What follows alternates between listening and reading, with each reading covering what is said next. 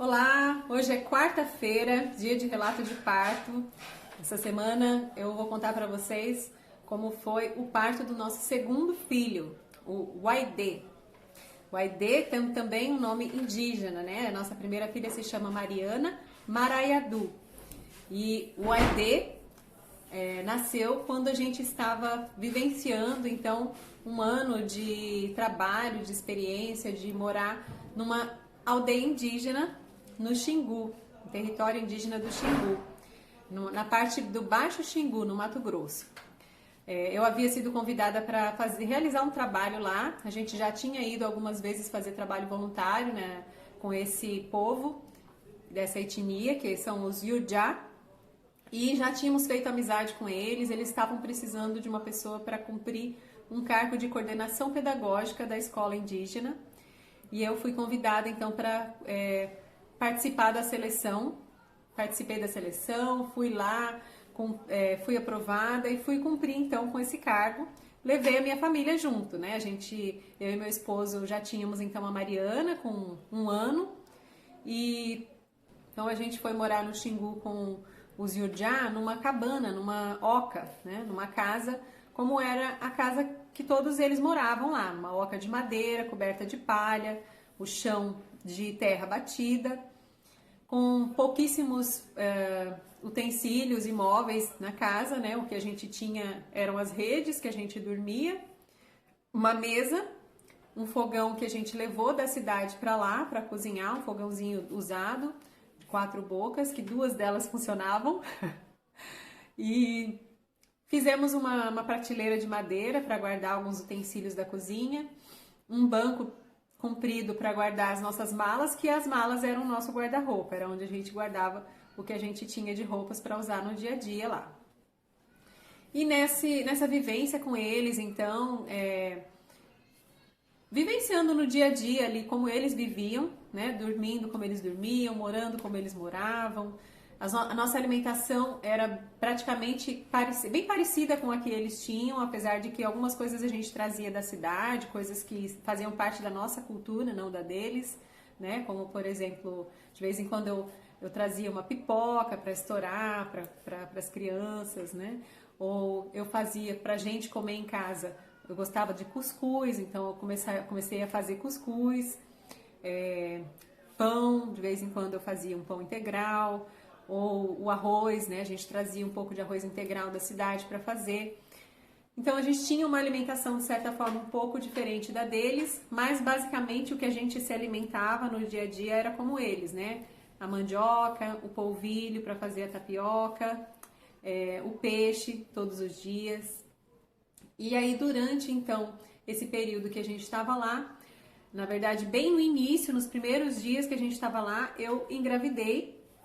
E veio, então, comecei a sentir, né, alguns sintomas da gestação logo nos primeiros dias que a gente estava lá. Minha filha Mariana, que estava com 1 ano e pouquinho na época, ela começou a mamar muito, assim, mais intensamente, com mais vezes do que ela estava mamando antes, durante o dia e durante a noite também. Ela começou a acordar, assim, umas 10 vezes durante a noite, eu quase não dormia, porque ela ficava pendurada no peito o tempo todo. Ela dormia um pouquinho, acordava e queria mamar. E durante o dia ela só ficava no meu colo, eu comecei a perceber que tinha alguma coisa acontecendo, né? Na verdade, durante a concepção desse segundo bebê, eu estava consciente de que eu estava concebendo, e comentei isso com meu marido, inclusive. Então foi uma concepção consciente, assim como foi a da primeira filha também. Mas eu não queria causar nenhum alarde, sair falando para todo mundo que eu estava grávida. Mas a Mariana já foi logo escancarando isso através das ações dela, né? Porque ela, estando tão ligada a mim, não tinha como as pessoas não perceberem que alguma coisa estava acontecendo. Eu comecei a perder peso durante esses primeiros meses de gestação, por conta dessa intensidade, né, de amamentação com a Mariana. E aí eu falei, bom, eu vou ter que dar um jeito de começar a fazer um desmame progressivo, porque ela tá chegando, ela já estava perto, né, dos 2 anos, durante a gestação. E eu falei, eu vou ter que, antes dela fazer 2 anos, eu vou ter que desmamar, infelizmente, porque eu não tô aguentando, meu corpo não tá dando conta mais. Tava muito puxado para mim, e eu falei, eu sou a favor do seguinte, quando a amamentação é boa para os dois, para a mãe e para o bebê, ótimo. Mas se um dos dois não estiver bem, é importante a gente ponderar. E eu, no caso, estava perdendo muito peso, né? Durante a gestação eu não podia prejudicar a gravidez desse segundo filho. E eu resolvi, então, fazer um desmame progressivo com a Mariana. Ela chegou a mamar, então, até 1 ano e 10 meses. Então, quando eu engravidei, a gente começou, a gente estava fazendo esse trabalho no Xingu, mas a gente tinha uma periodicidade que a gente ia para a cidade, a gente ia para Alta Floresta, ia para Cuiabá, para o meu marido fazer um trabalho lá próximo de Cuiabá. E eu fazia, então, o pré-natal em Alta Floresta, que era onde a gente ficava mais tempo, era a nossa base antes de voltar para a aldeia, né? Na verdade, a gente ficava mais tempo em Cuiabá, mas depois, antes de voltar para a aldeia, a gente ficava uns dias em Alta Floresta. E era assim, o período de 1 semana na cidade até a gente voltar para casa, até voltar para o Xingu. Nesse período, então, eu me organizava para fazer o pré-natal em Alta Floresta. Fiz com a mesma médica que me atendeu no pré-natal da primeira filha, da Mariana, né? Então ela já me conhecia, já sabia do meu jeito, das minhas escolhas, das escolhas da minha família. Acolheu isso lindamente e me acompanhou nesse pré-natal.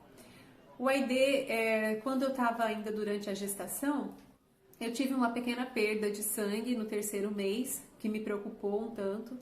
Eu procurei a médica e ela fez os exames, pedi uma ultrassom. Eu, novamente, durante a gestação dele, eu não quis saber o sexo através de ultrassom, então eu também levei até o final da gestação.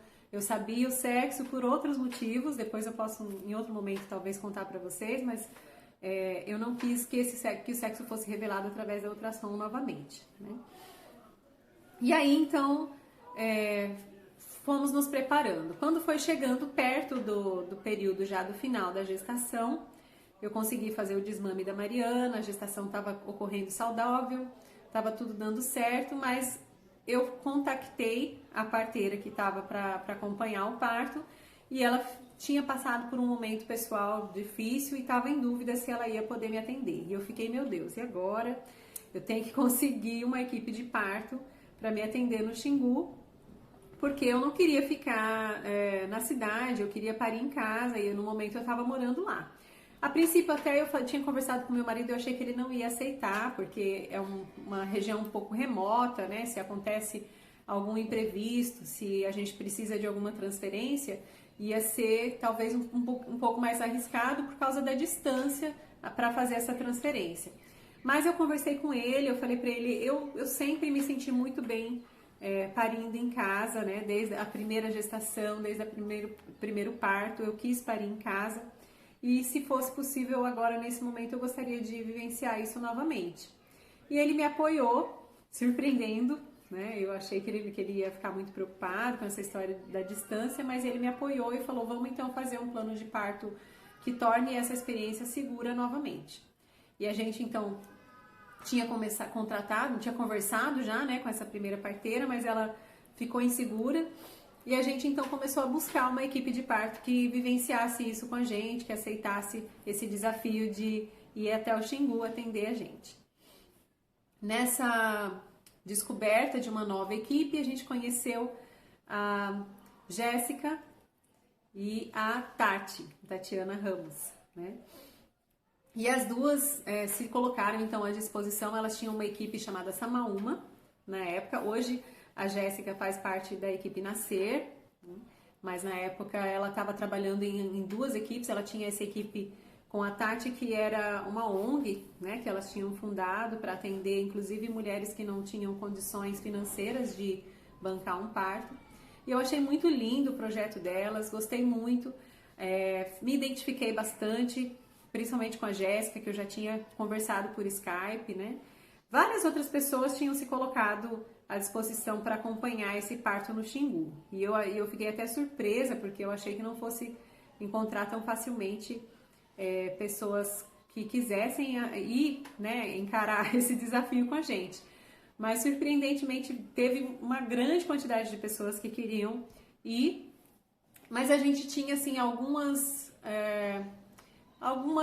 vamos dizer assim, alguns fatores, né, para selecionar essa equipe. E um dos fatores era que a gente queria que fossem pessoas que realmente quisessem estar lá com a gente, que quisessem vivenciar aquilo que a gente tinha se proposto a vivenciar lá, que era viver da forma mais simples possível, mais próximo da cultura dos Yujá. Eu poderia ter escolhido uma parteira lá dentro da aldeia? Poderia. Eu até, inclusive, conversei com ela, mas na época que estava previsto o parto, a parteira não ia estar presente. E a gente tinha uma série de questões em relação à linguagem, né? Como se comunicar. Eu falei, não dá para eu confiar numa parteira que eu não possa me comunicar com ela. As mulheres Yujá todas só falam em Yujá, na aldeia que a gente morava. E eu não falava Yujá fluentemente para poder me comunicar com elas. Aí eu fiquei também com essa questão, né? Falei, eu acho melhor a gente conseguir uma parteira que fale a nossa língua para poder acompanhar a gente e que tenha também uma capacidade técnica de me transmitir essa segurança que a gente precisa nesse momento, por ser um parto né, dentro de uma aldeia indígena, que se precisasse de uma transferência ia ter que ter uma condição técnica de avaliar, né? E aí então a gente encontrou essa equipe, elas toparam ir para o Xingu, a gente fez toda a negociação de como seria o transporte até lá, né? A gente pagar os bilhetes para elas irem de Campinas para lá. E combinamos, como a Mariana tinha nascido com 37 semanas, combinamos delas também estarem se deslocando para lá quando estivesse completando as 37 semanas, para não correr o risco delas não chegarem a tempo para o parto.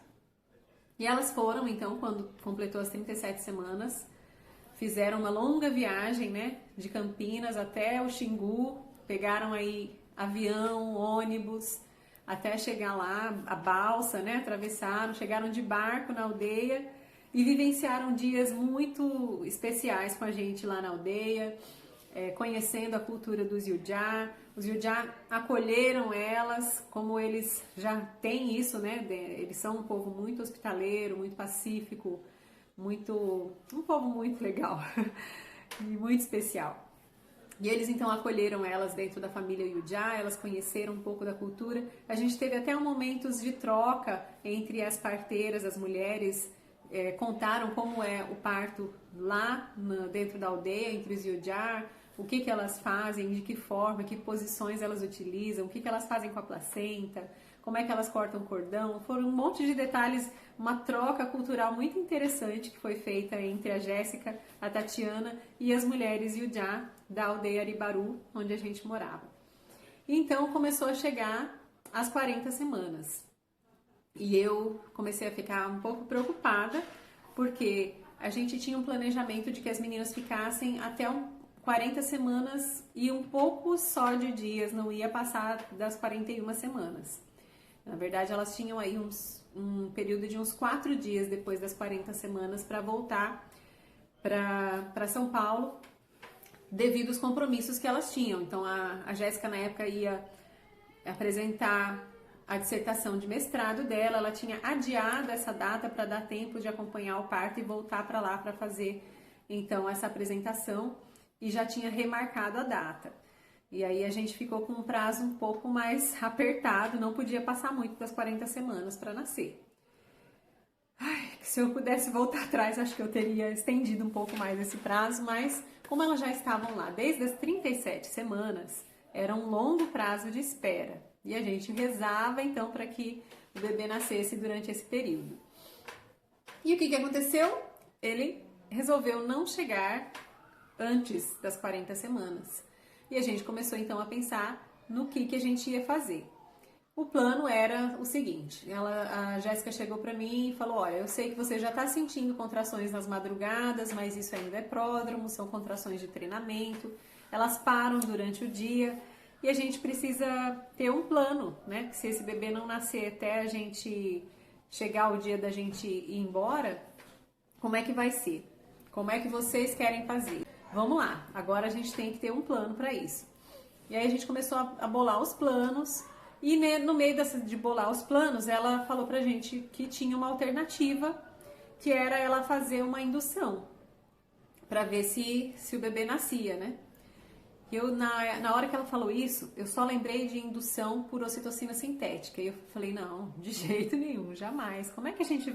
Porque pelo que eu já tinha estudado, né, como doula, como é que a gente vai fazer uma indução com ocitocina sintética num parto domiciliar? Não dá. E se tiver, né, intercorrências, a gente vai certamente ter que ser transferido. Então eu já comecei a pensar, não, por favor, indução não. E ela falou, não, eu não tô falando de indução química, eu tô falando de uma indução mecânica. E eu, hã? Como assim? Aí ela me explicou que havia então a possibilidade dela fazer essa indução mecânica, que era um descolamento da membrana. Ela faria então um toque e através desse toque, com a ponta dos dedos, ela ia descolar a membrana, ou seja, que a bolsa ela fica, né, ela tem uma membrana que fica colada ali no colo do útero. Ela ia então fazer o descolamento dessa membrana. E o que isso faz de diferença, né? Como que isso pode ser uma indução mecânica? Porque através desse descolamento, o corpo começa a produzir alguns hormônios que ele entende que talvez seja o momento desse bebê sair.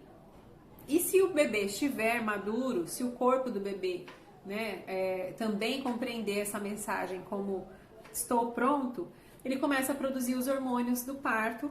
E aí, então, por isso é uma indução, né? Uma indução mecânica do parto. Eu falei, nossa, que legal, vamos tentar. Como é que funciona? Quais as chances disso funcionar? Ela falou, olha, é o seguinte, a gente pode fazer até 2 vezes, não mais que isso.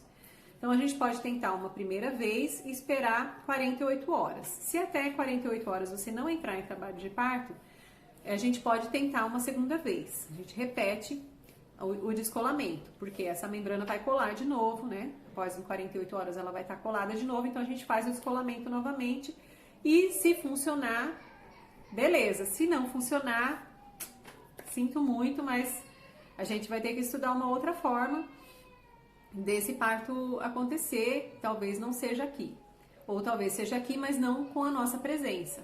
E aí eu falei, nossa, eu não quero que seja sem a presença das parteiras, né? A gente investiu para que isso acontecesse dessa forma, a gente quer que se cumpra esse plano, né? O nosso plano A. E aí eu pensei, então, como é que a gente vai fazer? Ela falou, pensa, né? Hoje você pensa bastante sobre isso, sente como é que tá o seu corpo, sente, se comunica aí com o seu bebê para ver como é que é, se ele tá pronto. E se você achar que a gente deve fazer, você comunica. Aí a gente começou a fazer as contas dos dias, eu fui dormir, e eu não consegui dormir a noite toda. O bebê me chutava e se mexia e eu sentia muita contração, como eu já estava sentindo, né, durante as madrugadas, muita contração. Não consegui dormir e fiquei pensando, se esse bebê não nascer até as 40 semanas, como é que vai ser? Eu falei, eu acho melhor a gente então fazer logo essa indução mecânica.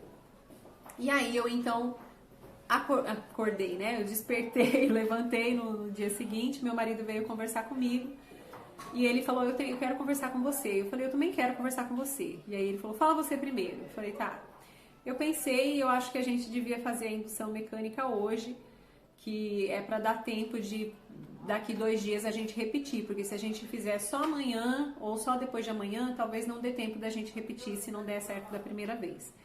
E aí ele suspirou aliviado e falou pra mim, era exatamente isso que eu queria conversar com você, eu queria te propor da gente fazer essa indução mecânica hoje para dar tempo de repetir se fosse necessário.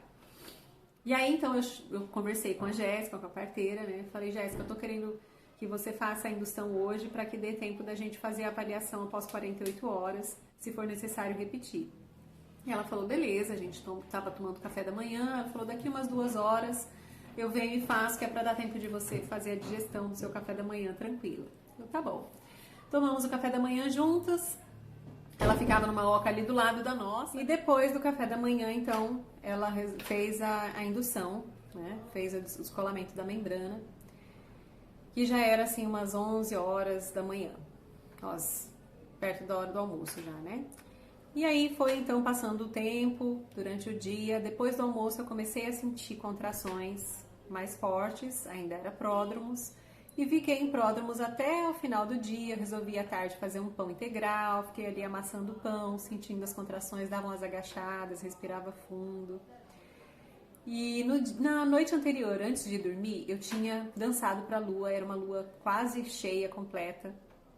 Conversei bastante com a lua, fiz minhas orações, fiz minhas conexões com as minhas ancestrais e fiz o pedido de que desse certo, que ele nascesse às 40 semanas para que desse tudo conforme o nosso plano A. Então, quando foi chegando a noite novamente, seria o dia que a lua estaria realmente plena, né? Cheia, às 11h55 da noite daquele dia seria o horário da lua cheia, o pico da lua cheia. E eu comecei a sentir, né, a força dessa lua cheia através dessas contrações e pensei, nossa, fiquei bem animada, né? Falei, acho que vem hoje. Quando foi chegando o final da tarde, a gente comendo lá um pão integral quentinho que eu assei, eu já sentindo contrações mais fortes, comecei a marcar como é que estava o ritmo delas e percebi que lá pelas 7 da noite elas começaram a ficar realmente ritmadas e eu estava entrando em trabalho de parto franco. Bom, daí pra frente foram algumas horas, né, mais ou menos das 7h30 da noite até o nascimento, foram, deixa eu ver, umas 5 horas de trabalho de parto. E nesse período eu fiquei muito tempo sozinha, concentrada ali na oca. A gente tinha organizado então a rede que eu durmo, a gente tinha colocado a rede um pouco mais baixa para eu ficar numa posição quase que de cócoras, mas com um apoio, né? Com a rede de apoio para eu poder descansar durante as contrações. E ali eu passei horas assim, meio que agachada de cócoras, balançando para frente e para trás, de um lado para o outro, como se fosse a bola de pilates, né? Eu substituí pela rede. Utilizei aquela rede ali por horas, respirando, né? Usando algumas técnicas de respiração e de relaxamento.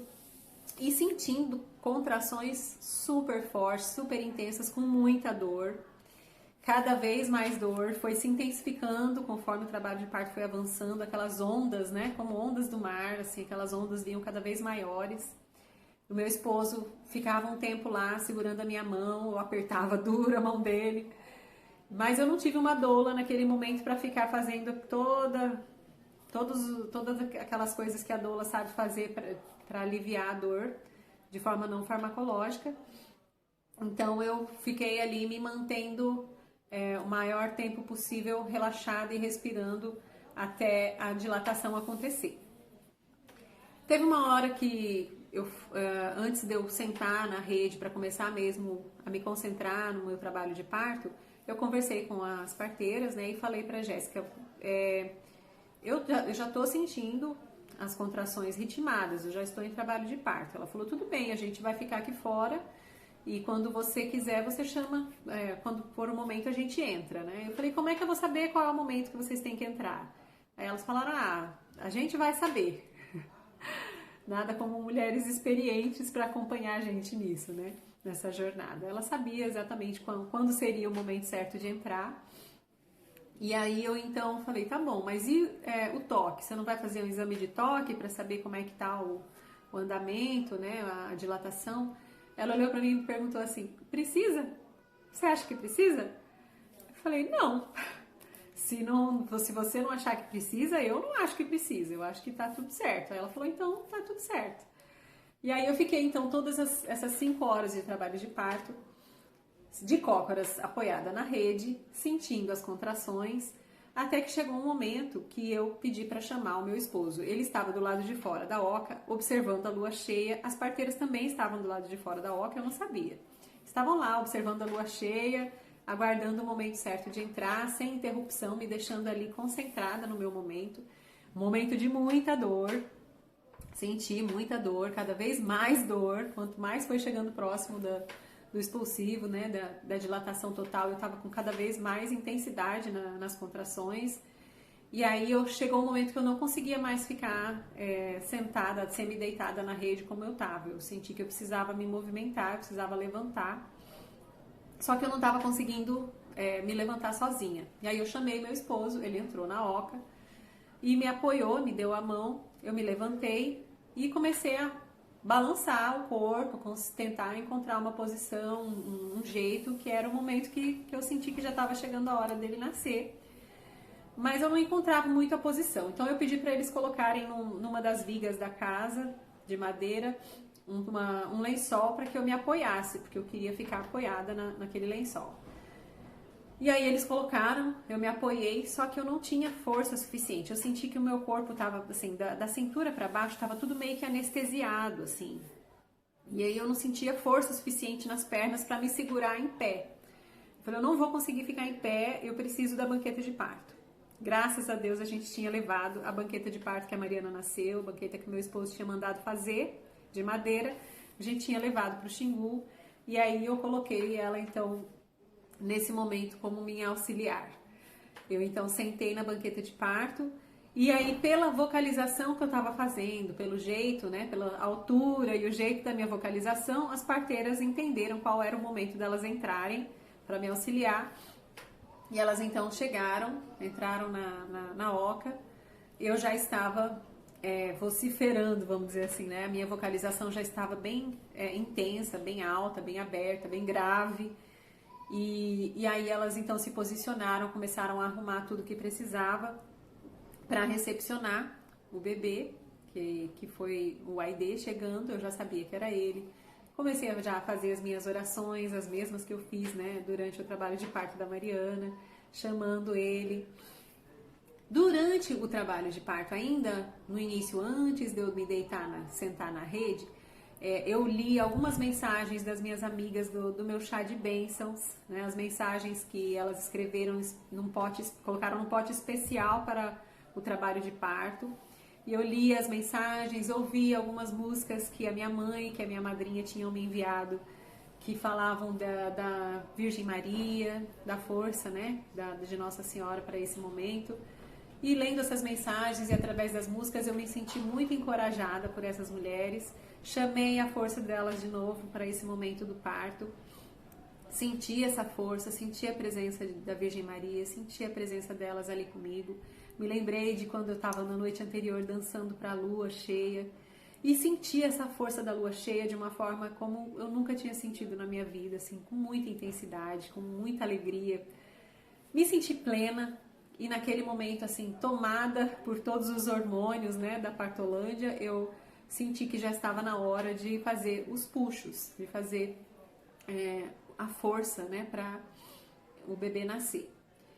E as meninas, né, as parteiras já estavam posicionadas, o pai também, eu pedi para ele ficar atrás de mim, eu estava de novo, né, sentada na banqueta de parto, ele ficou me apoiando nas minhas costas e com aquele apoio, com aquela força, eu comecei a sentir os puxos e o Aidê veio, que eu me lembre foram 3 empurrões, assim, 3 contrações que realmente fizeram ele sair. E quando ele saiu, ele estava empelecado, ou seja, ele estava ainda dentro da bolsa. A bolsa não tinha estourado até aquele momento, não tinha saído, né, nenhum líquido. Então eu sabia que ele ainda estava na bolsa, mas eu nem fiquei me ligando nesses detalhes. Eu estava muito concentrada e muito entregue naquele momento. E aí eu senti que ele estava saindo, eu senti o círculo de fogo. Senti um pouco menos intenso do que na primeira vez, mas senti o círculo de fogo. Mas na hora que eu senti, eu me lembrei, é o círculo de fogo, tá tudo bem. Na primeira vez eu não tive nenhuma laceração, na segunda também não, porque na hora que eu reconheci aquele momento, eu procurei relaxar o períneo, né, e manter ele mais relaxado possível, para abrir caminho para o bebê passar. E aí eu senti naquela abertura que ele estava passando, senti ele deslizando. E na hora que ele saiu foi que a bolsa estourou, que a bolsa abriu. A parteira até tirou, né, ainda uns pedaços assim da membrana dele. Ele tava meio que enroladinho ainda na hora. Tirou uns pedacinhos da membrana assim da cabeça dele. Tanto a Mariana quanto o Aidê tinham uma circular de cordão em volta do pescoço. E aí ela então desenrolou ali no momento que saiu e me entregou o Aidê. O Aidê deu um choro forte, um gritão assim, e aí veio pro meu colo. E eu quis acalmar ele naquele momento, né, com o choro, e aí eu comecei a cantar para ele. E aí ele ficou quietinho, e aí ele se aconchegou no meu colo. Eu coloquei ele para mamar e ele dormiu. E acho que foi o bebê foi muito interessante assim, porque ele realmente se aconchegou ali e dormiu. Ele ficou dormindo ali no meu peito. E aí eu fiquei ali ainda um tempo esperando as contrações expulsarem a placenta, né? Foi mais ou menos meia hora de novo, né? A primeira vez da Mariana também demorou um tempo para sair a placenta, nessa segunda vez novamente demorou para sair. E como eu já tinha previsto isso, que talvez acontecesse isso, eu já tinha conversado com as parteiras a respeito, eu falei, olha, da primeira vez a minha placenta demorou a sair e eu acho que eu tive um pouquinho de hemorragia e no pós-parto eu senti tontura. Logo depois do que saiu a placenta, eu senti tontura, eu até cheguei a ter um leve desmaio, até eu ser encaminhada para a cama, eu não consegui ir andando, né? Alguém teve que ir me segurando, meu marido me levou no colo até a cama. Então, na hora de levantar, né, eu precisei de apoio e eu não consegui, eu me desequilibrei porque ficou tudo turvo, tudo escuro, por conta da minha pressão que baixou muito. Então, como elas já sabiam disso, elas já estavam com a ocitocina ali preparada. A gente conseguiu fazer uma geladeira natural com potes de barro, areia molhada e uma toalha úmida. Fizemos uma geladeira natural ali que manteve maravilhosamente bem a temperatura da ocitocina numa temperatura ideal para que não estragasse. A gente tinha tudo à disposição, né? A gente gastou um tanto de dinheiro só com material para estar com tudo que precisasse para caso houvesse alguma necessidade de intervenção farmacológica, né? As parteiras levaram a mala de parteira delas, mas a gente também comprou um tanto de coisas nas farmácias para levar para o parto, para estar com tudo em segurança, inclusive o balão de oxigênio, né? E aí a gente então estava com a ocitocina preparada, a parteira já sabia, né, desse primeiro parto como tinha acontecido, então quando a parteira viu que estava demorando bastante tempo para a placenta sair, ela já ficou observando. E aí quando deu mais de meia hora e a placenta saiu, teve um tanto de sangue que saiu junto, né, uma hemorragia, e eu senti de novo a vista ficar escura. A minha pressão baixou. E aí na hora que eu senti isso, eu já falei para elas, ó, minha pressão tá baixa. Aí uma delas já pegou o bebê, né, o AID, já colocou o AID no colo, a outra já preparou a seringa com ocitocina para injetar o soro e injetou já um soro em mim e já deu uma injeção de ocitocina também. E aí na hora que eu senti a injeção, a minha vista já foi voltando ao normal instantaneamente. Eu não tive o desmaio que estava talvez previsto, né, por conta do primeiro parto ter acontecido. Por causa da ocitocina, eu então não tive hemorragia pós-parto e não tive o desmaio, a minha pressão voltou ao normal. E eu consegui então levantar, consegui ir para a rede que estava preparada já com um plástico, né? A gente tinha preparado uma lona para colocar na rede por cima da onde eu ia me deitar para não sujar a rede, porque ainda fica saindo, né, uma quantidade de líquidos e de sangue depois do parto. E aí eu então deitei na rede com o AID e a gente ficou ali. Então ele nasceu exatamente à meia-noite.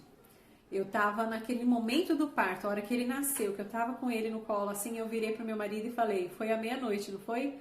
Ele falou, foi.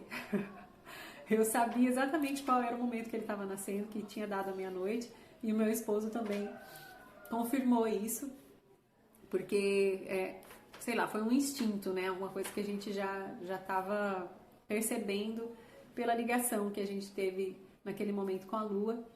Nasceu então plena lua cheia, o AID. E foi um momento também, de novo, de grande emoção, mas também de muita força. Eu não consegui chorar de tão forte que eu estava me sentindo naquele momento. Eu usava o anel que a minha mãe tinha me dado no dia do chá de bênçãos, que era um anel de Nossa Senhora, tinha um pingente de Nossa Senhora nele. E eu coloquei ele durante período do trabalho de parto, porque eu sabia que aquilo ia me dar uma força, uma ligação com ela, era como se fosse o meu altar sagrado. E aí, novamente, senti a força dela e a presença dela ali comigo.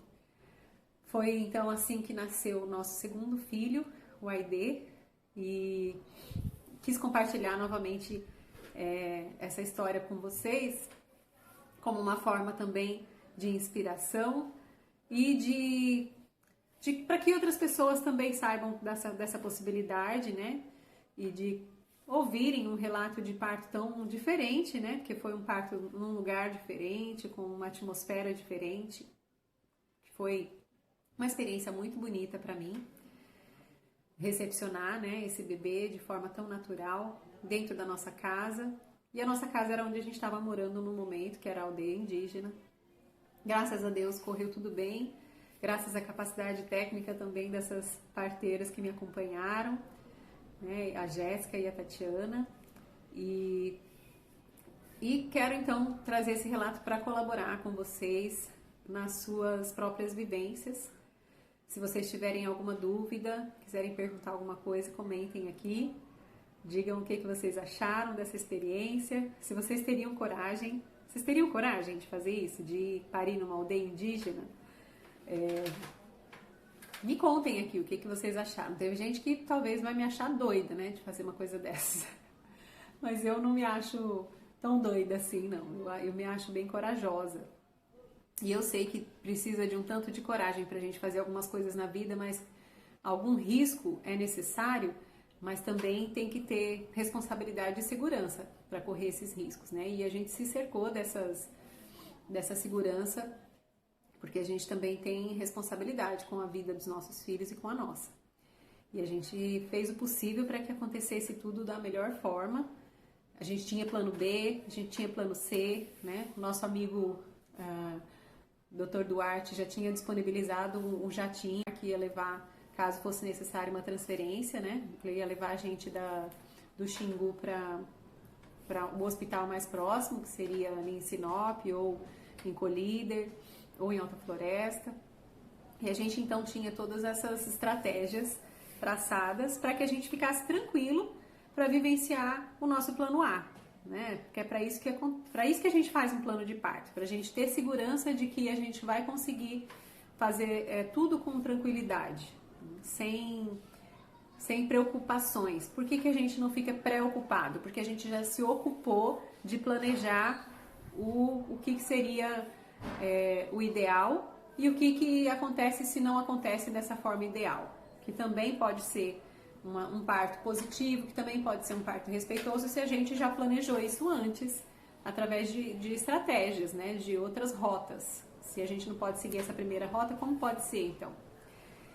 E aí então eu compartilho com vocês essa história, espero que vocês tenham gostado, que compartilhem com outras pessoas, para encorajar outras pessoas a vivenciarem cada uma os seus partos, da forma como escolherem, da forma como sonharem e da forma que for possível para cada um, acreditando na sua força, acreditando na sua capacidade, porque todas nós somos capazes de parir, todas nós temos uma força e todas nós temos também a força dos nossos ancestrais com a gente para nos apoiar, para conseguir realizar os nossos sonhos. Não só o sonho de parir, mas também, né, não só o sonho de ser mãe, porque muito mais do que parir, ser mãe é um grande desafio e a gente pode encarar isso de forma muito bonita pela vida, mesmo sabendo de todos os percalços, de todos os riscos, de todas as dificuldades. Também tem as facilidades, também tem o divertimento, também tem a leveza,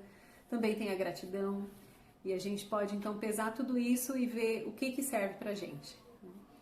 Se você gostou, compartilha, dá uma curtida aqui e mostra para outras mulheres esse vídeo e comenta aqui o que vocês acharam.